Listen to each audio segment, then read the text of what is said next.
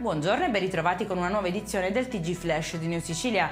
In apertura è stato arrestato un 58enne che si è finto fisioterapista per improvvisare un massaggio a una turista che stava prendendo il sole su una panchina di Piazza Europa a Catania. Si trattava in verità di una scusa per molestarla e abusare di lei. L'uomo tra l'altro aveva precedenti analoghi per violenza sessuale commessa sempre con lo stesso modus operandi.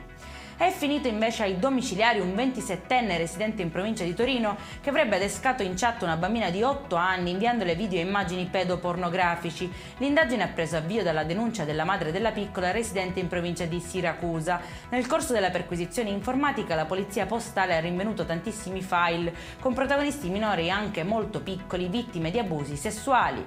Incidente stradale nel centro cittadino del capoluogo ennese dove due auto che provenivano dalla stessa direzione si sono scontrate pare per l'alta velocità. A causa dell'impatto è stata danneggiata anche una tubatura del gas con la conseguente fuoriuscita dello stesso e il forte timore che potesse innescarsi uno scoppio. Avrebbe negato davanti al giudice qualsiasi intenzione criminale il 22enne straniero che a gennaio scorso avrebbe tentato di rapire un neonato a Ragusa strappandolo dalle braccia della madre. Il ragazzo, rilasciando dichiarazioni spontanee, ha respinto con decisione anche l'accusa di essere folle.